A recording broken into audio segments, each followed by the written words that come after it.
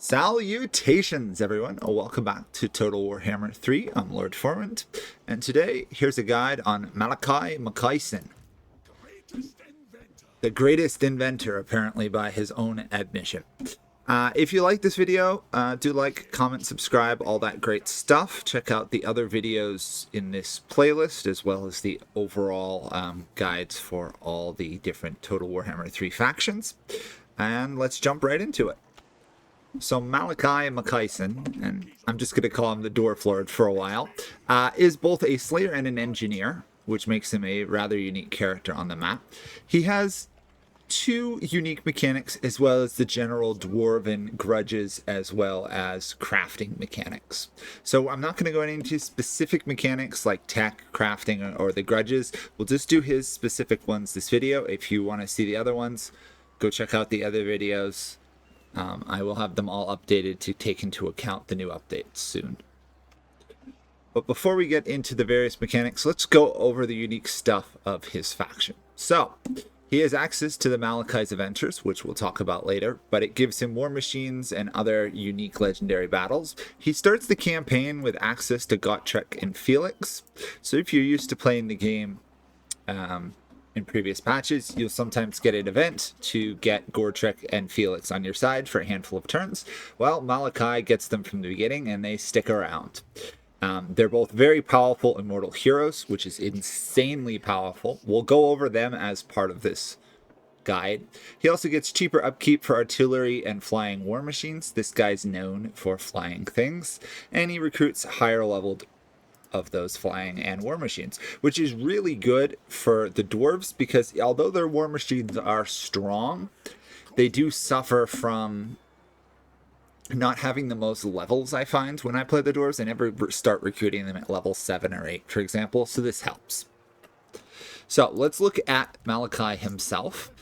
He's a kind of unique legendary lord in some ways, because he's both armed with a ranged weapon, which is a gun, and it's armor piercing, which is pretty decent. But he's also a decent melee combatant, being a Slayer unit. Now, the important things to note here, he starts out with the Slayer trait. He can never have his weapon strength reduced, which his weapon strength sucks, so it's not a huge thing, but it's nice to know that. He's also unbreakable, like most Slayers. He'll never rout, meaning and the other one is Gotrek 2 will never rout. So you basically have two units at the start of the game that will never rout from the battle. So if you're personally commanding a fight, they will die rather than run away, which means they're going to do a lot more damage than their stats might indicate. He also has the death blow. As his hit points get lower, he does more base weapon, standard to a lot of Slayers. He also starts the game with the activatable ability, deranged munitions. You can give it on an ally if they have missile attack, magic, armor piercing, and base missile damage. Very powerful on dwarven gun units, for example, or on himself. I personally like throwing on the gun units, which are already armor piercing. With this, they will absolutely level enemy units. It's very strong. Now, in terms of his unique trait, he has access to the Spirit of Grungni airship buildings. We'll go over that, as well as his artillery and flying war machines have more missile strength. Combined with his faction traits, this makes his artillery and war machines very strong.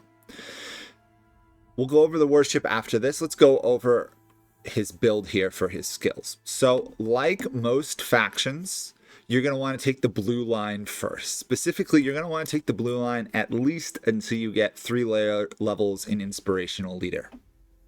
Reason being, dwarves are very strong units, but their casualty replenishment rate leaves something to be desired, especially for Malakai, who's supposed to be kind of wandering around the map. This dwarf lord loves adventuring off on his own. Casualty replenishment makes that so much easier rather than having to sit around and wait for turns, especially since this is arguably one of the harder factions in the game in terms of your start location. You're an Order faction, and you're surrounded by plenty of chaos and other factions. You'll get Warriors of Chaos, Demons of Chaos, Norska, Chaos Dwarves, Skaven.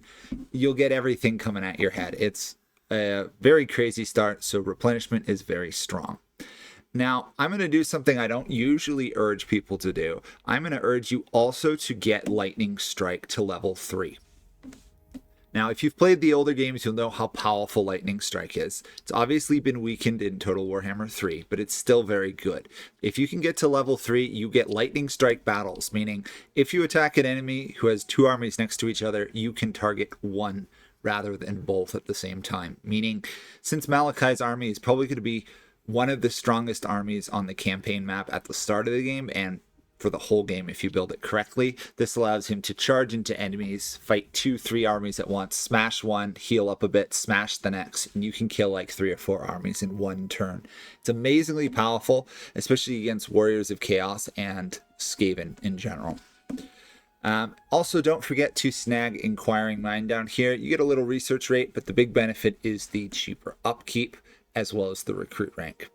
So the dwarves have no other easy access to upkeep. They get a lot of ancillaries and stuff that give them decreased costs, but this is one of the few ways to get it as a trait. As a skill on a lord. You can sometimes get some traits that help.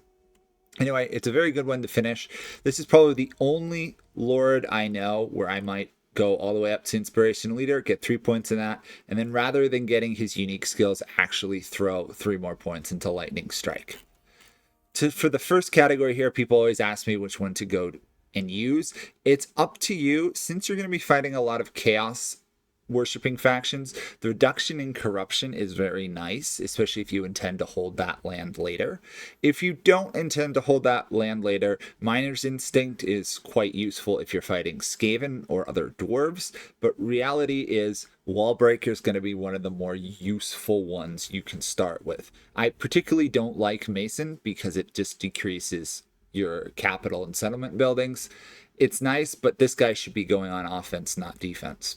Wallbreaker allows you to do more attrition to the enemies, as well as basically have the defenders take more damage. It's really strong. Basically, it allows you to, rather than attack on like the first turn, which if you can win first turn siege battles with artillery, which this guy should have, you can definitely do that. He's also a siege attacker. But the ability to wait a turn or two and save a lot of casualties in taking a settlement is very strong. Now, where else do you go here? Well, surprisingly, you've got a couple choices. So you get Tapestry of Oaths access to this tree line at level 6. Then you get level 10 and then level 14. You should probably throw a point in this if you're going to use Slayer units. If you're not going to use Slayer units heavily, which this guy really has no specific benefits to Slayers other than these texts. It's not like his factions around it, not like the Slayer King, for example. It's worth using if you're using Slayer. Otherwise, you can ignore that tree until the later game when you're going to use it more often. Now, his unique line up top here is Inventor. This is a pretty good tree. I'm actually quite a big fan of how it works. First off, you can recruit Master Engineers anywhere, which is great because that means basically every single army should have a Master Engineer in it. The Master Engineer will do stuff like give your units more ammunition, shoot farther. It's really quite nice. The research rate is kind of nice. It's not the world's greatest. Then you've got Slayer here. So if you're going to do Slayer units, combining these two will make them significantly stronger as well as cheaper upkeep. Don't feel pressured to using Slayers unless it fits in your army. Slayer units are very strong, but a lot of the foes you're going to be fighting up north are not ones Slayers particularly excel against. If you're fighting Warriors of Chaos, they have a lot of armor and stuff. While Slayers do have armor-piercing weapon damage, you're probably better off focusing on War Machines, which will kill them more efficiently. Tinkerer over here is a very nice one because you should be using Artillery and War Machines. If you haven't figured out already, this is an Artillery and War Machine faction. Better casualty replenishment rate is nice. It's not game breaking. If you've taken the other replenishment rate from the bottom line, it's less pressing. Besides, if you're fighting battles, your artillery and war machines shouldn't be taking casualties. The reload time is nice. I did not find it game changing though. Usually because the artillery just stays firing the whole battle. But a couple extra shots is nice. Now, in terms of Artillery Master, more ammunition for your legendary lord, as well as reload time. This is quite nice because he's using kind of a gun thing. So faster reload, considering he really should be targeting lords and heroes rather than base armies. This will allow him to kill more enemy lords and heroes, really. He also gets the passive Artillery Master. Now this one is quite nice because it's a passive constantly. If you stick this lord around your artillery and war machines, he will make them significantly more accurate, as well as allow them to reload faster. Combining these two, that's when I find a oh, sorry, this is only for him, the other one. Anyway, Artillery Master combined with Tinkerer will give you the reload speed. They'll fire faster and they'll be way more accurate. It will make your war machines and artillery significantly stronger.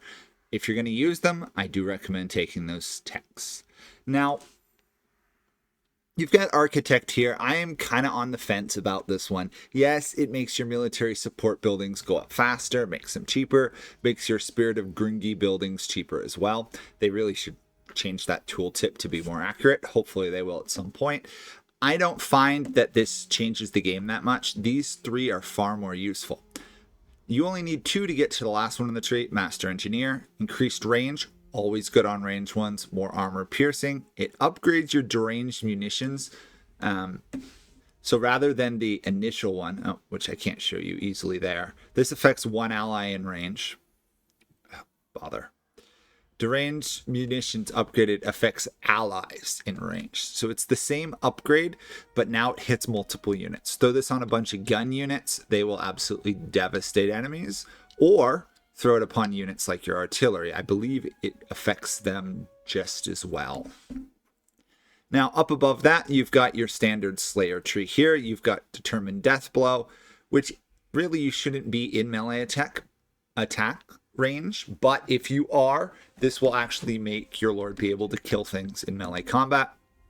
I particularly like the physical resistance, because if this guy gets surrounded and is fighting, physical resistance and melee attack with low HP means this guy's going to do a lot of damage because he never routs. I love Slayer's death blow abilities. They're extremely strong. Outside of that, he's got the standard Dwarf Lord ones. Not a big difference. Now, he's got a slightly different tree here. Most characters have a fairly generic one that makes them fight better. His is slightly different because he's a ranged unit. So, always ready here makes him reload faster, stacking with Artillery Master, meaning he can fire a lot of shots, gives him more ammunition. Always a good thing. His ammunition is actually quite respectable for a ranged lord. A lot of ranged lords would be like 10 to 15. Having 30 is really nice. Buffing it to be much higher, even better. Hard to hit is good if you're in melee combat. I really wouldn't worry too much about Ancestral Grudge unless you're fighting greenskins. And oddly for a Dwarf Lord, there are not a lot of greenskins around you. Then he has his unique one here, Cinder Blast Cluster Bombs, which is basically a magic missile. You throw it out, does decent damage, fire damage. Definitely use this in combat before the enemy closes or while they're fighting. It's particularly nice, I find, to pick off range units or mages in the background, do some nice damage to them. But it's also good at crushing weak units. You throw one of these into a Skaven unit and they're probably mostly dead. Afterwards, you got the standard upgrades here. I definitely recommend Gunsight, combining that with his other ability of Master Engineer. Plus 25 range. He'll outrange most things outside of artillery units. Plus, you can then upgrade his missile strength. It's quite possible some lords... I did a great game against Vlad, where Vlad was like half health by the time he got to my lines. Of course, Vlad healed up, but it was nice to see him a lot weaker than normal. And then Deadly Onslaught, I really wouldn't worry much about this. If you've already gotten to this point of the upgrades, you should have enough ammunition that you're never going to have to fight in melee unless you're losing a battle. Which means, after you get Gunsight here, unless you want Piercing Shots upgraded, which I do recommend, you can skip finishing that line and throw points into buffing your units. Definitely think about getting Tactician, more ammunition, and missile strength through your artillery, always good. You can also get, where is it? Right here, Tradition and Innovation, more range and ammunition for your flying units. always a very strong thing because ammunition is not something your flying units have a lot of. I mean, to be fair, it's only like 1 or 2 shots more, but the enemy will feel it. So that is Malakai's stuff. So let's look at Gotrek. I'm going to try and make this one a little bit faster. Thankfully, Gotrek, basically everything is good. So Gotrek is insanely strong. He's one of the strongest heroes in the game in combat, quite capable of annihilating enemy units, especially combined with Felix. So what are you going to be able to do? Well, at the start, you're just going to be able to upgrade him. I recommend Stubborn Defiance to get more physical resistance. Always a powerful thing on a unit whose main strategy is fight in melee combat. Now, you have a choice. You can make his melee attack higher, but I would strongly recommend Hard to Hit. Make him take less damage, even though he can end up with some insane resistances that you can stack, especially with Death Blow. Having him get hit less is always a good thing. Now, once you get to level 5, and it may in fact be worth throwing a point down here into training, just since he should always be in your army, then you've got access to the top line here, which is in a unique tree where he can kind of customize who he wants to fight against. However, there are some standouts. So Skaven Slayer here gives you ambush defense chance on your army, as well as leadership on intercept. But more importantly, in my mind, it provides slippery, which if this guy is in a lot of combat, you can give him melee defense and speed repositioning, make him extremely hard to hit for a short time. Always a great thing. So I do recommend getting this one, even if you're not necessarily fighting Skaven. Now, Demon Slayer here is probably the first one you're going to want to pick out of this whole tree. Spell resistance and armor when fighting Chaos factions is good, since you'll probably be fighting quite a few of them. But I personally prefer the corruption reduction. Not many melee lords have corruption reduction, and you're always fighting Chaos. Now, Beast Slayer is an interesting one. You get Woodsman when you fight Beastmen, as well as Vanguard deployment on Gotrek. Now, the Woodsman when fighting Beastmen, I think in both campaigns I never fought any Beastmen. So why would you take this? Well, the Vanguard deployment allows you to send Gotrek in from the other side of the battlefield, where he probably won't die and cut his way through the enemy army. So that's a positive. But more importantly, in my mind, is the campaign movement range. It's hard to increase campaign movement range beyond a couple skills that you can get early on. So anything that lets your army move further, especially for a faction whose greatest strength is a single army, it's really worth taking early on. First or second in that line, I'd say. Orc Slayer, honestly, forget about this one unless you're fighting greenskins. Enemy battle reinforcement time up is not usually worth it. Besides, if you take Malakai and you do Lightning Strike, you'll never see enemy reinforcement armies anyhow. Now, Elf Slayer here is virtually entirely useless unless you're fighting elves. The missile block chance can be decent. Thankfully, where you start in the game, there's not a lot of ranged factions around there. It could be useful if you end up fighting the Chaos Dwarves and struggling with their armies, though. However, all you're going to do is make it less likely for Gotrek to be shot, and he's a small entity anyway, so most shots are going to miss him anyhow. Now you've got Zombie Slayer. This is another candidate for one of the first picks of this line, not because of the benefits against the vampires, but because it adds 10% more physical resistance to Gotrek. Anything that can get him ward save, physical resistance, magic resistance, range resistance, makes an already monstrously strong unit even better.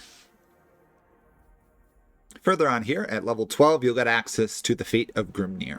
This gives you Gotrek's Doom, which turns him into an absolute monster. He's already strong, don't get me wrong. This gives him 40% ward save for 22 seconds, as well as 40 melee resistance. You use this outside of lords that specialize in dueling. Not going to go into them. He should be virtually immune to damage while he's using this ability.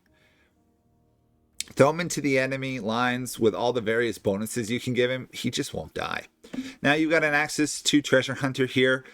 Income from post-battle loot can be very nice. By the time you get this, which at earliest is rank 13, you should be fighting strong enemy armies, and you'll be making a lot of money from winning battles. Seriously worth considering here. You don't have to take it first, though.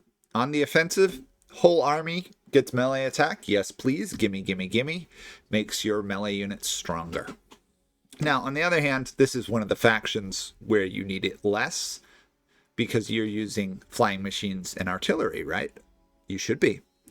Anyway, it's a very nice bonus. Hardened Adventurer makes him recover in like 1 to 2 turns, as well as have more hit points. Take it for the hit points. Really, unless you're losing armies over and over, you're never going to need the wound recovery time. And then finally, Unwavering. He causes fear, and he has perfect vigor, meaning he will keep fighting and enemies will run away from him while he's fighting them. Very useful unless you run across factions that are immune against psychology, in which case it's slightly less useful, but the perfect vigor, always a good thing. Later on, you will get access to the rest of this tree. You could have gone down here early, but these top techs worth taking. Further on down here, you get your standard upgrades. His weapon strength is good, but it could get a lot better. I do recommend buffing it so he can really outduel lords. He'll kill trash units with no trouble at the beginning, but his weapon strength is a little bit low for a legendary hero, especially at the start of the game. So this helps. Scarred Veteran, more hit points with more resistances. This goes even further. It's like multiplication almost there. Relentless. If you're struggling to get this guy in combat, you're probably playing him wrong. You just charge at the enemies. Speed can help with that, but the reality is once he gets in the enemies, he's going to be bogged down fighting them for most of the battle. Blade Shield, again, more melee defense. Combining these two together, which is a lot. 24 melee defense on top of 55. You're looking at 70 or 80 melee defense. Very hard to hit, plus his resistances. Even if he gets hit, he's not going to take a lot of damage.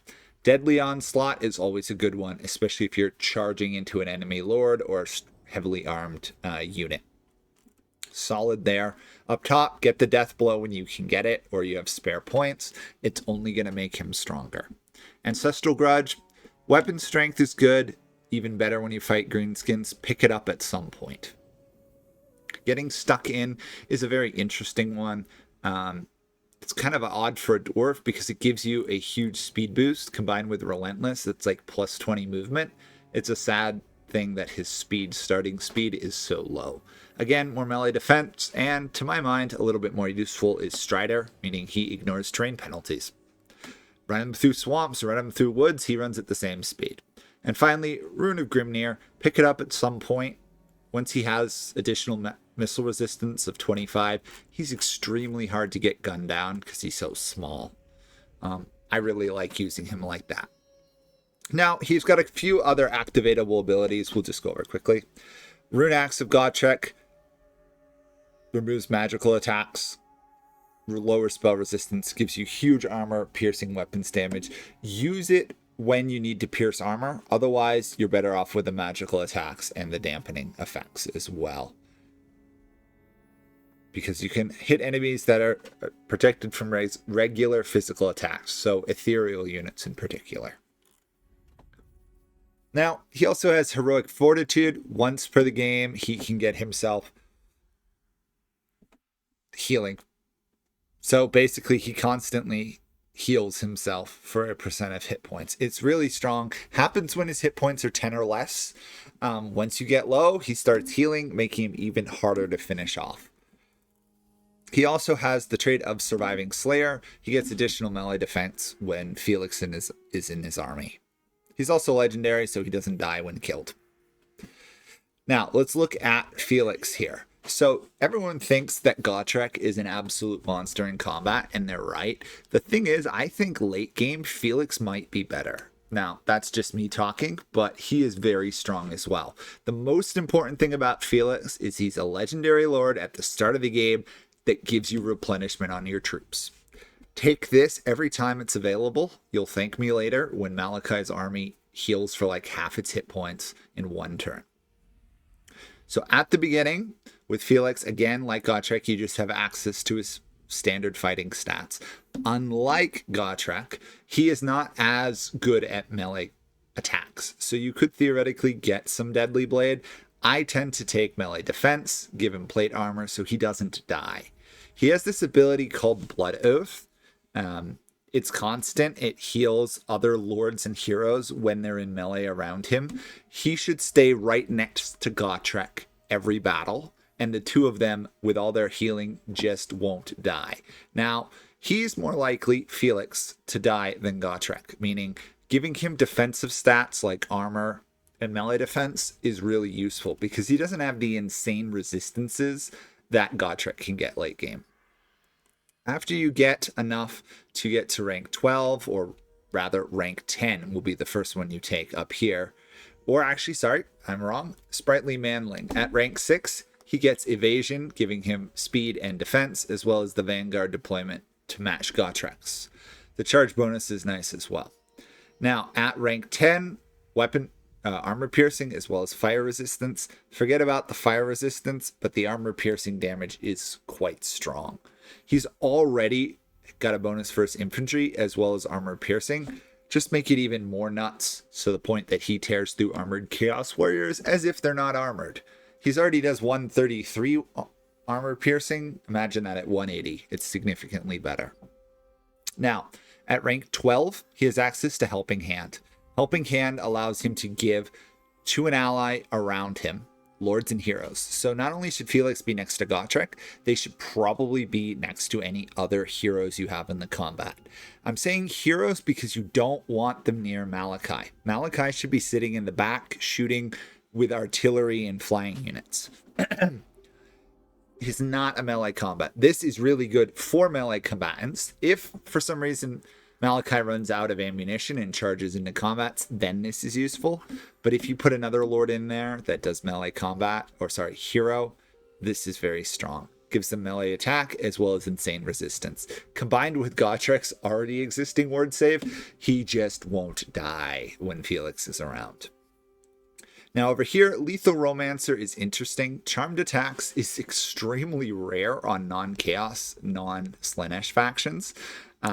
Reduces enemy melee attacks can be quite nice, especially if you're fighting enemy lords. The growth, honestly, is forgettable, so I don't tend to take this first. For Kirsten, more bonus for his infantry as well as weapon strength. Very useful at killing armored chaos units. Sweet Talker, really good. Probably is the first one I liked taking after rank 12. Increased relations with men and dwarves means Kislev, the Empire, and the Dwarf factions will all like you and be willing to do trade agreements, as well as you're immune to trespassing penalties. It is quite possible as Malakai to just start off on adventures across the world and abandon your home starting lands, in which case this is very useful. Glorified Sentry, very nice. You get Guardian, giving physical resistance to lords and heroes. If you haven't figured out already, Felix is basically a D&D bard combined with like a D&D, I don't know, like paladin ability or something. He's really good at protecting his allies around him. Keep him near Gotrek, you'll never go wrong. To the bitter end, replaces Blood Oath. Basically, it gives you from a 0.2 healing and a range of 35. It now bumps up to the same in a range of 50 and a healing of 0.25. So it's a 0.05 increase, but more importantly, the range increases as well as the Lords and Heroes effect stays fairly similar. So they can be slightly further apart and still healing. After that, you also have access to Prodigious Swordsman. When you get this, toss it in there. 8 melee attack, 5 melee defense is always good. Further down here, again, I still recommend keeping defense as your focus on Felix. If you want to make him a monster fighter, Woundmaker can give him some insane weapon strength combined with his other bonuses, to the point that late game, I find him to be better at killing units than Gotrek, and faster. Ironically, at the start, Gotrek is faster than him, but Felix is better, I find, at killing through units. That's my personal preference. You may not find that. So healing, then make him really hard to kill. Make sure you get immune to trespassing penalties, and then you can just wander around the world. It's quite fun. Anyway, now that all that's done, and it's important because there are 3 legendary lords and heroes that should all stay in the same army. The next thing to talk about is the Spirit of Grungni, which is the airship slash blimp that Malakai has invented and yet not changed the entire world and transportation. I have a feeling if this guy survives his Slayer journey, he'd turn the world into like some weird steampunk airship world. Anyhow, the Spirit of Grungni allows Malakai to have a very unique playstyle. Malakai functions as basically a Horde faction. Now, yes, you own land and that's where you get your money. And yes, you unfortunately have upkeep, unlike Beastmen and stuff. It functions almost more like the Vampiric Pirate Captains or Nakai, where you can build and maintain most of your recruitment buildings as well as various bonuses from the buildings in it while moving around the map.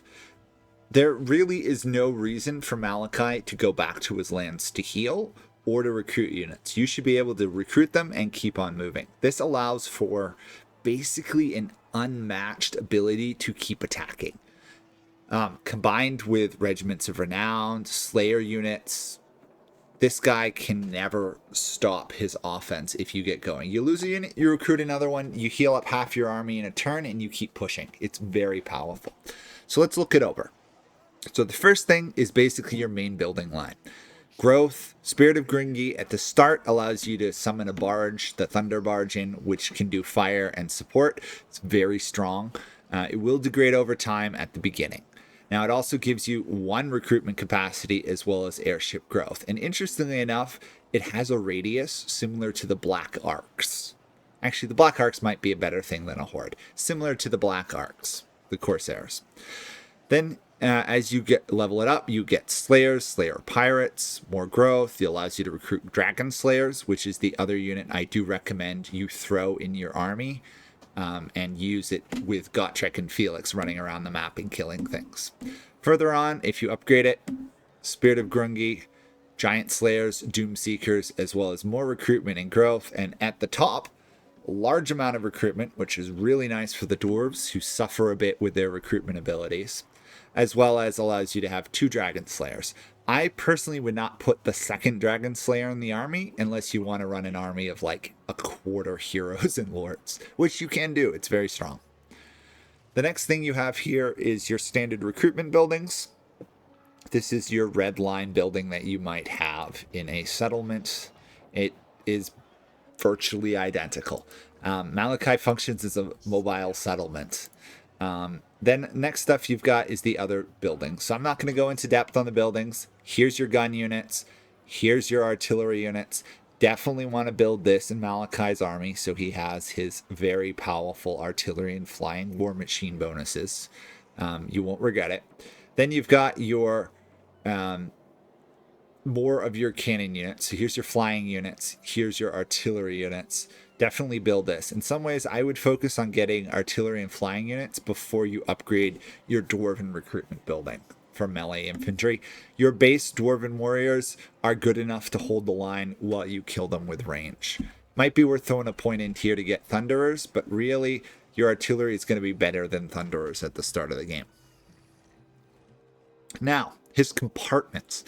This is what makes his army nuts. It's already crazy that he gets basically a mobile Black Arc, but this makes it even better. First off, unit experience per turn sounds stupid until you upgrade it and you get +2 recruitment ranks on all his units recruiting. Combined with his starting bonuses, you're looking at 5 or 6 on your artillery units. Very powerful, as well as the fact that as long as you don't keep losing your units, you're going to have very high experienced units in your army. It's quite possible you never lose units from Malakai's army unless you lose them in his legendary battles. In which case, you've got an unstoppable juggernaut. The next one here is worth throwing some points into pretty early on. Beer Hall, upgraded, cheaper upkeep. Recruitment costs for armies in the Circle of Influence, not much. It's a little unique, though, that you get resources in basically a Horde unit building. Kind of nice, gives you more trade stuff, but really the upkeep is the bonus. His army can be rather expensive. This allows you to actually field other armies than just one. Next stuff here, you get more recruitment capacity as well as increasing the circle of influence. It's a big circle of influence. It's nice if you have a second army you can run with him. On the other hand, his army is so strong you really don't need a second army. So take of it what you will. If he's accompanying another army, it's really nice. If he isn't, who cares? Next stuff here, engine room. Increased movement speed for the army is insane, as well as the fact as you upgrade this, the Spirit of Grungni no longer disengages during battle and its abilities get stronger. Very powerful in the sense that the Spirit of Grungni is one of your strongest things you can do in the game, so never leaving during the battle, degrading, really handy to keep them on the battlefield and fighting. You basically have a flying war blimp or something. It's really strong. It's very useful. However, out of all of these, you're going to want to get cargo racks fairly early on, and let me explain why. The first level of this, recruitment, casualty replenishment rate. You know I'm a big fan of this. This really helps. More importantly, though, in some ways, because you already got Felix and the blue line on Malakai, is the airship growth. This will allow you to build the other buildings in the airship faster. Growth is really strong, especially if you can get it early game, because then the bonuses pay off and you get to your more elite stuff quicker. Once you do it, all the way up, reduced attrition from, wandering through the chaos wastes. Not a big issue, but the replenishment rate helps your other armies. The reality is moving through the chaos waste, you should pretty much be doing airship transversal so that you're immune to most attrition. It's really quite nice. It's basically the underway. It does replace the underway and the way it goes. So that is Malakai's airship and his units. So let's jump forward in time so we can look at his adventures, which is his win condition. His short one is complete 4 legendary battles as well as destroy factions, and later on has to complete all 7. So moving forward in time. Okay, here we are 58 turns into one of my Let's Plays. I killed this Let's Play just because I lost interest in it, but it serves as a good point to show you what you're doing. So at the start, around turn 5, you'll be asked to pick an adventure. And you'll have limited adventures you can pick at the first. You only have a couple. Now, as you pick one, you're locked into it until you complete that battle. Now, the important thing, and it took me a while playing to realize, is you can still complete the objectives after you've completed the legendary battles. That's important to know because some people are concerned that I can't get all the bonuses. So, which one do you want to start with? Well, they all give you different benefits. So, let's start at the beginning. So, let's say we picked Dragonbane, okay? At the start, we will be given cannon that we should use. And the reason this is important is as we do the adventure, we can then upgrade the cannons when we complete various objectives. And they can give good bonuses. And then once you complete the legendary battles, you will be getting even more bonuses, and the Spirit of Grungni army ability will get given to you. So what objectives? Well, they are listed vaguely at the top here. I can't show you all of them because they're not available at the moment. Actually, there they are. Okay. So for example, kill units with cannon. This is pretty consistent in all categories. Each one gives you different units to use. Killing a bunch of enemies with it gives you an upgrade. In this case, Grape Shot. It's quite strong. Then the next one, in this case, is fight a battle against enemy cavalry units. Gives your cannons better reload speed. We've already talked about how reload speed can be useful. Combining all the reload speed, your cannons start firing like they're machine guns towards the late game. It's quite powerful. Then you get fight battles in a region with the mountain climate. This is pretty consistent among the other ones. They always have some type of climate battle or fight battles against a specific race. Over here, you get a dilemma. It's like a blue quest marker pops up on the map. Walk into it, you complete the dilemma. In my experience, they're not really that involved. They're like, okay, pick this, get a bonus. Pick something else, pay resources, get a bigger bonus. Plus, it gives you money when you complete this. The next thing we have here is fight battles against the High Elves. Now, this is kind of interesting, and you'll see I've completed 1 of 2 battles, even though I've never interacted with the High Elves. It actually counts the legendary battle towards this, which is funny. If you do complete the battle against the High Elves, which takes quite an adventure because there are no real High Elves near you, increased recruitment rank. Something else that's fairly consistent between the different adventures is recruitment rank. And then the last one here, build a building in the spirit of Grungni, get money. Once you've completed, in this case, 3 battles, it's shown by the various little square pegs at the corner of these. As you go along, you have to complete more. The first ones are 3, the next is a 4, 4, 4, etc. Dragon's Bane is probably not necessarily the first one you want to complete, but if you think about it, you only have to do 3. So fighting a battle against enemy Cav units. You fight a Slaanesh faction that has Cav or Norska, you've completed it. You don't have to fight elves, even though it's kind of saying go after the high elves and dragons. Killing with cannon takes a while, so once you start an adventure, you're going to want to recruit the units you're going to use. Fight a battle in the climates. Right here, at the start of the game, you're in a mountain climate. So if you fight a couple battles against Norska and stuff, bing, bang, boom, you've completed your mission and you do a legendary battle pretty quickly. You get all these various bonuses. The next one, Dreadquake Destruction. Now, you would think, based off the stuff involved, this is go fight the Chaos Dwarves. And you'd be semi-right, but it's not that straightforward. First one, kill enemies with gyrocopter units. It gives you like 2 gyrocoptic units to recruit. They're quite strong, and you can buff them as you go along. Fight a convoy army. It gives you a specific battle to fight. You get Vanguard deployment. This one, fight battles in wasteland climates. Something else fairly easily. You can get the bonus here. Sometimes it seems to give you the bonus and other times it doesn't afterwards. So I think it might be bugged. I'm assuming the intent is that you complete objectives after you've done the battle, but it could be the other way around. So this may change. I should say that here. Then over here, maintain a certain amount of the following units. If you recruit the ones they give you and your starting units, you're done at the start of this adventure and you get money. Over here, fight against Chaos Dwarves. Go invade, take a couple cities, your gyrocopters get stronger. This is definitely a faction that as you go along, starts snowballing. As you complete adventures, your units get stronger, and as they get stronger, they get more powerful. The thing to think about is if they change, it may be bugged, it may not be, completing objectives after you've done a battle, this changes. You're going to want to complete more objectives and upgrade the units before you do the battles. The battles are not particularly easy, but they're also not the hardest in the world. Having the unit the adventure's about in your army tends to make the battle easier, so that's a tip. Next thing, kill goblins. Sadly, there are not a lot of greenskins around here, so this becomes more difficult. Recruit your goblin hewers, use them in battles. If you want to complete these faster, I recommend you fight the battles rather than auto-resolving to give more kills to the mission unit. Fight monsters or beasts. Again, most of the Chaos factions have monsters or beasts. Pretty easy to complete even without getting near greenskins. Fight battles against greenskins, sadly harder.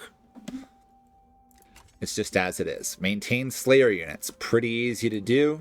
Get more money. Recruit them, then disband them if need be. More experience gained for Goblin Hero units. If you use Goblin Hero units, which is kind of a strange and kind of cool unit, pretty powerful. Sadly, the ammunition is rather low, so you really do need to make sure you're aiming in the right direction when you use them. Fight a battle. This is again kind of like a quest battle, and then fight the large final battle as well, and you gain various bonuses. Further on here, fight vampires. I think I'll stop here. You can kind of see the theme going along. You fight a battle against these guys, you complete some missions, they give you a handful of starting units, you can use them. I will say, the Gyro Bombers versus the Vampires was quite fun because the Vampires only have a handful of flying units. Just make sure you don't run against Vlad, who will quite easily and happily kill all your flying units. Assuming you go for Vlad to complete this, the Lamian Sisterhood, if they survive, is a really nice target to complete this adventure. Further on here, fight the Wood Elves, as well as establish diplomacy with the Empire Kislev. This is kind of encouraging you to go against Drycha. The problem is Drycha doesn't usually last until you get this adventure going. If she does, it's quite fun. Very easy to complete. Investigating Empire nobles and diplomacy. Just make sure the Empire and Kislev are still alive. Down here, you're basically fighting Khornite factions. Assuming the pretty much 1 or 2 Core Knight factions survive, it's a very powerful and fun mission. Your Organ guns are quite strong if you can use them. If you're lucky, you invade the north or something. If otherwise, you have to go all the way down, and hopefully Scarbrand is still alive, which, in my experience, he usually isn't. And then finally, fighting the Skaven. We can't even view it because you have to complete 3 adventure battles first. Tons of bonuses against the Skaven. Quite a fun final battle. I won't spoil it for people, but I enjoyed it. Now, another couple things we should go over. Starting location as well as handling grudges. So I'm not going to go into the best way of doing the grudges, but I will point out the fact that since you're surrounded by enemy factions at the start of the game, it's usually a good idea not to delay your ages and increase the amount of grudges. Just start a new one. By the time the time runs out, you're going to have probably completed another high Age of Reckoning. I think I triggered it like 5 or 6 times in a row on my first playthrough. It was really easy. And plus, you get the Grudge Settler units, and with all your various Slayer bonuses, it can be quite strong. So actually, let's find our army over here, Malakai. So you've got your normal unit recruitment. You've got recruiting Grudge Settlers, which you get from the Age of Reckoning. And do be aware, though, if you fail to complete the Age of Reckonings and you go back, these upkeeps really spike. I tended to use them more as supplemental or to get access to something like flame cannons, which I couldn't get access to early game without building specific buildings. You also have adventure units, which is an interesting thing you can hire. That is the ones you get. I can't show you because I don't have one. That's what you get from doing the adventures. That's where they are, and you can recruit them. Make sure you do when you start a new adventure because they're quite useful. My advice is stick them in Malakai's army since he's really the one you should be sending off on the adventures. Your regiments of renown are quite interesting to use because Malakai gets these bonuses to his heist stuff.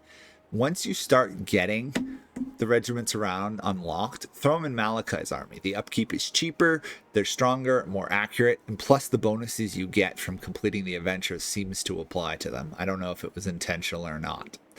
Now, if you want to do allied recruitment, there are a couple areas where you might want to consider recruiting units from. The Empire, but my favorite in particular is Bretonnia to get you access to cav units. A Bretonian knight unit or 2 makes the dwarf army that much stronger. Kislev doesn't contribute that much early game unless you like warbears and stuff. The Empire is slightly better. Now, in terms of your starting location, you start up here in Krakadrak at war with, I believe, a Nurgle faction here and here. Crush them, standard recruitment, build up, try to make allies or non-aggression pacts with the various order factions. Boris Ursus in particular will want to ally you. Just don't rely on him because he tends to betray you if you call him into too many wars, and inevitably he tends to get killed by either the Legion of Chaos or the Everchosen. If you want to keep him alive, you actually have to go over there and adventure. If you do that and you kill off the Everchosen, which is part of your your campaign objectives, so it is worth doing at some point, as well as the Chaos Dwarf faction down here. You can end up keeping him alive, in which case he will tend to then dominate the wastelands, so long as you kill off the 2 or 3 major factions around him. That is one strategy. There are 2 other ones, and one I would particularly advise you to do. So Kislev is designed to either fall or be pushed back to their main 2 capitals early game. However, with the addition of Malakai up here, you can change the fate of Kislev, and I recommend you do so. If you, after you do Lair of Troll King, build up your army, get good units, and then you take Hellpit. So Hellpit is Clan Moulder. Clan Moulder will inevitably attack you, but it will go after Kislev first. And in fact, it tends to be, in my experience of playing Kislev, what causes the greatest problem for Kislev for a long time is Clan Moulder. They're always raiding, pillaging, they're really good at ambushes, and Skaven are strong early game when they have numbers versus weak Kislev early game units. Killing off Clan Moulder early give the land to Kislev, and they will pretty much survive and prove to be a stalwart bulwark to the south. And as the game goes on, if you give them land up north that you've captured, and it can be a worthwhile strategy passing them some of this land up top, they will then send units up there to fight Norska and stuff. Now, the other one is Azazel over here in the Tower of Crack. He is what tends to finish off the Great Orthodoxy, and he's arguably one of the bigger threats to Kislev after Clan Moldor in the early game. He tends to be pretty passive, though, in the first like 20-30 turns, meaning if you're lucky and you build up an army, you can run over and snipe his capital. Being a warrior of chaos, he tends to only own one settlement and then have vassals. You take him out, he starts suffering attrition, he'll usually suicide into your armies. You can then usually peace out with the Norska faction, and just like that, with Clan Moldor and Azazel gone, Kislev is fairly safe. Now, you've obviously, this land up here is undefendable.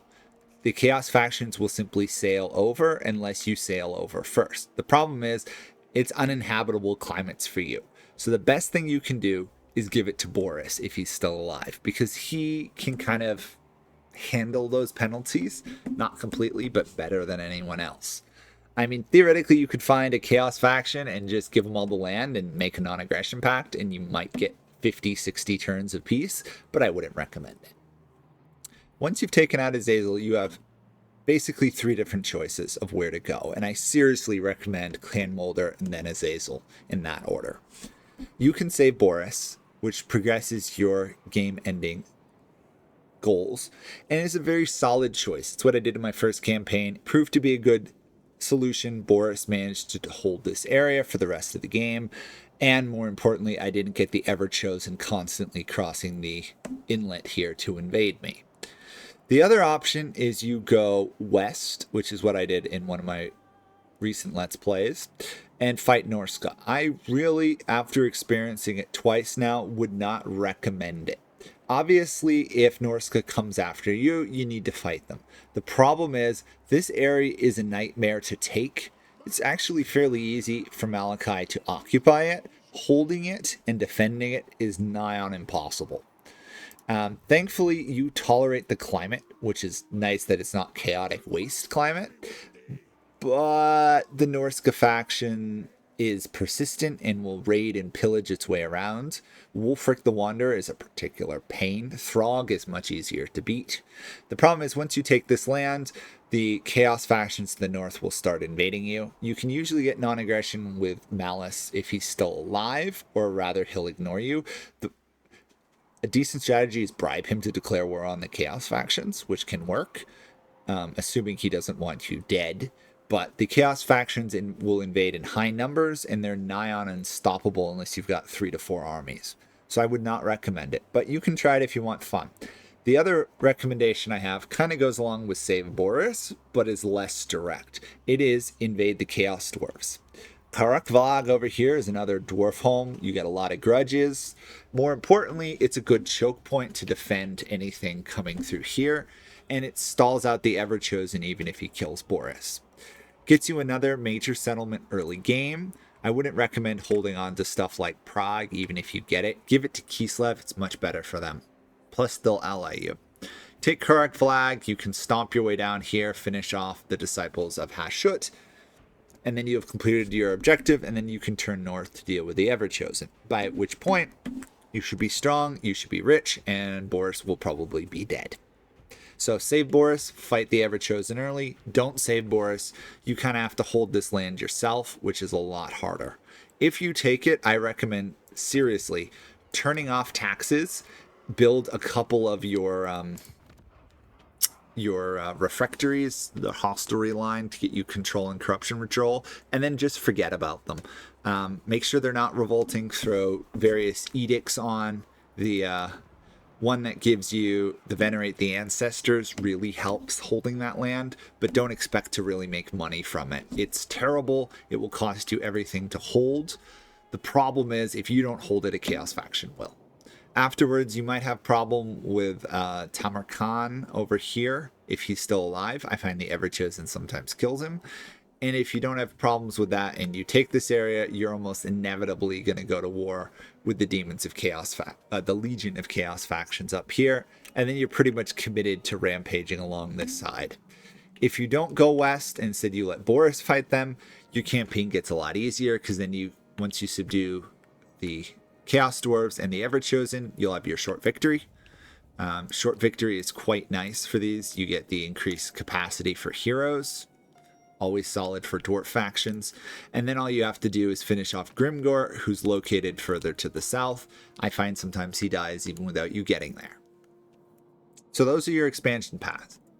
I will do one other side recommendation, and it's a recommendation I make for all the dwarf factions. Now that they can confederate each other, legendary lords, try to get Grombrindle.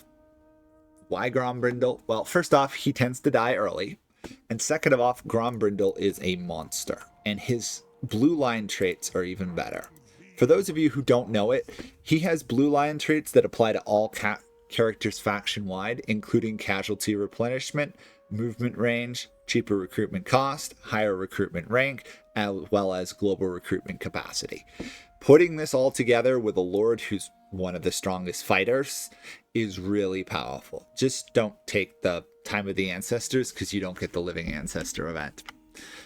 You can usually get him, I think I got him around turn 45 or 50, and he serves as a very good second lord. The fact that dwarves can confederate their dying factions means you're pretty much guaranteed towards the late game 6 legendary lords, which is just really strong. Plus you can either get other various legendary lords and heroes as the game goes on. It does cost a lot of grudges. You're pretty much the one faction in the game that is not going to have a shortage of grudges. You're rich, you're powerful, you're fighting everybody. Anyhow, I know this has been a long video.